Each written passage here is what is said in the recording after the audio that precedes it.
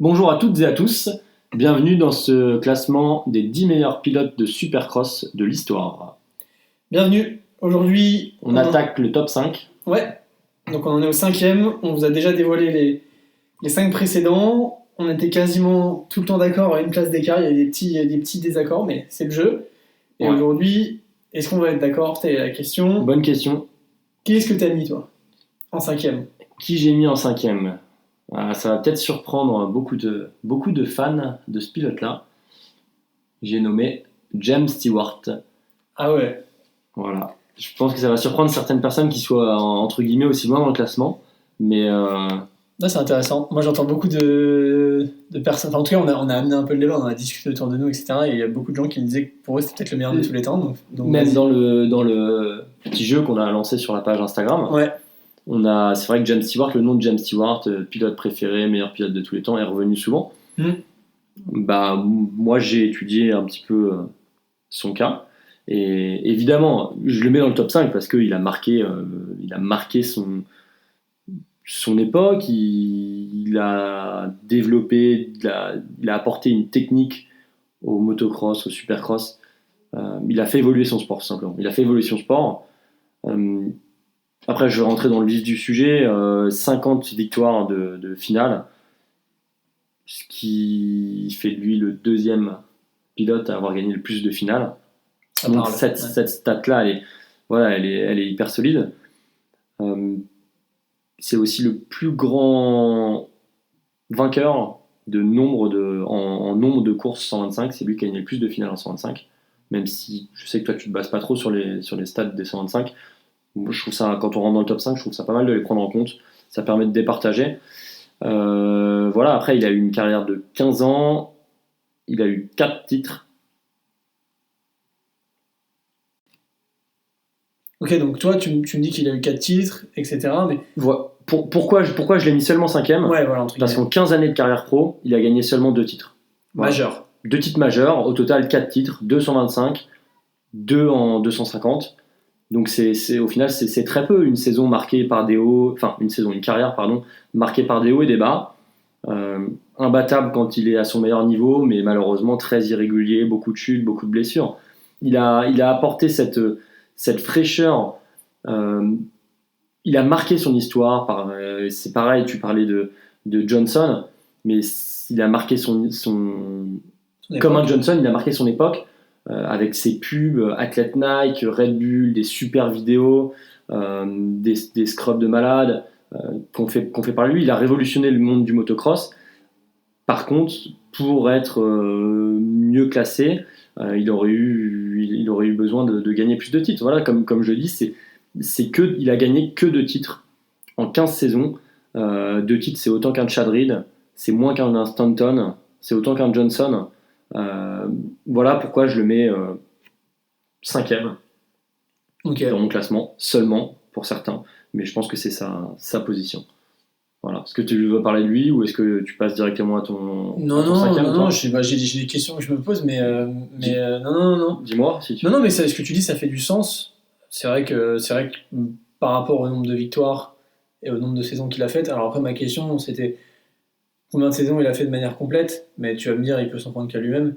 Bah ouais, il a été irrégulier, il s'est blessé malheureusement. On en a parlé dans d'autres podcasts, mais s'il est toujours à la limite et qu'il est un peu au-dessus de ses pompes, bah pour être champion, faut pas être au-dessus de ses pompes, faut être régulier.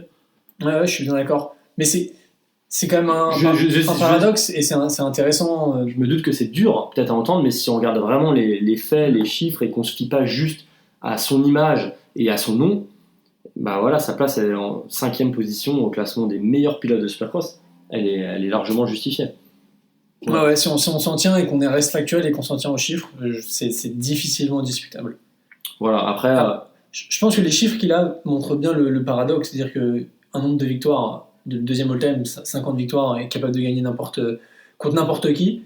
Par contre, une inconsistance qui fait qu'il a moins de titres. C'est pour ça que je le comparais aussi à un Eli Tomac au début, qui est pile poil aux portes de mon top 10. C'est que excellente carrière, beaucoup de podiums, beaucoup de victoires de course, mais pas encore de titres.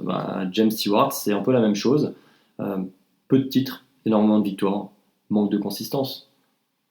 Voilà. Après, je suis très pressé d'entendre ton cinquième. Mon cinquième, je pense qu'il est. Tu l'as mis aussi, mais à une autre position. Moi, c'est Ryan Dungey. Ok. Ryan Dungey, donc on entre dans une autre époque, c'est très récent. Titré 4 fois. 2010, son année rookie. C'est le seul à être titré lors de son année rookie. À part McGrath, qui a fait la même performance, qui a été titré lors de son année rookie. Et justement, ça t'a pas donné envie de le mettre un petit peu Non. placer, le fait qu'il gagne dès sa première. Non, moi j'ai un problème entre guillemets avec Dungey, donc très régulier, une machine. C'est un peu l'impression qu'il donne. Je trouve que c'est très lisse, très, très parfait, très maîtrisé, très régulier. Voilà, j'ai un problème avec ça et je pense que ça se matérialise par son nombre de victoires. Il a 4 titres, il a 34 victoires, c'est quand même conséquent, mais à la fois pas tant que ça comparé aux autres personnes avec qui je vais être dans le top 5. Donc, je trouve qu'il a gagné, il a fait preuve de beaucoup de régularité et ça a été monstrueux. Il a 4 titres, honnêtement. Ce qu'il fait lors de son année rookie, c'est impressionnant. Ensuite, il enchaîne 3 titres. C'est ce que 2015, 2016, 2017, c'est impressionnant. C'est ce que j'allais dire. Et ce que je mettrai en avant, et donc, je veux pas dire il est que 5ème, mais il est aussi 5ème devant d'autres gros noms. Je remets pas en question ce qu'il a fait. Il faut une détermination, une rigueur qui sont exceptionnelles, et il a su à chaque fois le faire. Je pense qu'il est tombé aussi, et c'est ce qui me fait le mettre que 5ème, et ça c'est un point sur lequel je vais m'attarder. Il a gagné dans une époque qui n'est pas creuse, mais presque. C'est-à-dire qu'il a été dominé par un mec dont je vais parler dans les autres épisodes, qui s'appelle Ryan Villopoto. Ouais, j'en parle aussi. Donc pour moi, Ryan Dungey, il a gagné, mais il avait trouvé son maître, entre guillemets, et donc j'arrive pas à le mettre plus haut pour cette raison-là. Mais derrière, il a dominé aussi des Tomac, des Roxen. Ouais, mais des Tomac et des Roxen, des Tomac et des Roxen qui sont pas dans le. Non, mais ce que je veux dire, c'est qu'aujourd'hui, c'est des mecs qui. C'est des mecs qui sont pas dans le top 10. Qui lead. Non, pardon, mais en termes de. C'est des potentiels titrables. C'est des potentiels titrables. C'était les newcomers, les newcomers de l'époque de Dungey, mais c'est des cadors aujourd'hui. Je suis d'accord, sauf que si tu me parles d'un Dungey qui domine Tomac, Roxen, Barcia, Anderson, Webb, c'est pas pareil qu'un Chad Reed qui a eu en face de lui Carmichael, Stewart, McGrath, Wyndham. Je pense que c'est pas comparable et c'est un peu ce que au jour d'aujourd'hui, c'est pas comparable, mais leur carrière, je pense que ça le sera déjà fini. Je pense que ça le sera jamais, c'est mon avis et je peux me tromper. À certains noms que tu as cités, non, je pense qu'ils n'auront pas la même carrière. Mais après. Mais en tout cas, c'est ce qui fait que je le mets pas plus haut. Et même, je trouve que voilà, même face à un Tomac, quand tu vois. Pour toi, l'adversité, c'est ce qui pêche le plus. Ouais, pour le mettre plus haut. Pour le mettre plus haut. Et je pense aussi à un moment, en termes de vitesse pure, le fait qu'il ait été battu par Villopoto, quasiment à chaque fois, et surtout qu'il soit aussi battu très souvent, et bon, pas au championnat, et c'est ce qu'on va retenir, mais par Eli Tomac. Je veux dire, lors de son dernier titre en 2017, Eli Tomac prend 10 des 17 victoires.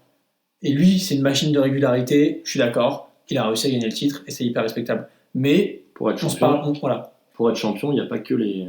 Complètement, je suis d'accord avec toi. Victoires, il y a la consistance. Complètement. Après, on se parle encore une fois de la crème. Crème. Tous les cas. Et les mecs que j'ai mis au-dessus de lui, c'est quasiment des mecs qui. Des légendes de ce sport. Des légendes de ce sport et qui, eux, n'ont pas trouvé quelqu'un qui les a dominés. On en reparlera. Mais en tout cas, voilà pourquoi je le mets pas plus haut. Ok, c'est intéressant. Et. Bon, comme vous vous en doutez, moi, Dungey, je l'ai mis plus haut dans le classement. Ouais. Et c'est pour ça que peut-être que tu auras un avis là-dessus à nous donner, mais la manière dont il prend sa retraite, Ça t'a laissé un petit peu sur ta faim? Ouais, je pense que pour le coup, ça c'est pareil, c'est un jugement personnel. J'ai peur d'être battu. Voilà, c'est l'impression que j'ai eue. Okay. Mais c'est un débat qu'on pourra avoir parce qu'il y a plusieurs légendes qu'on va citer qui sont un peu dans ce cas-là où on peut se poser la question. Ok, merci à tous. À bientôt pour le numéro 4. Bientôt.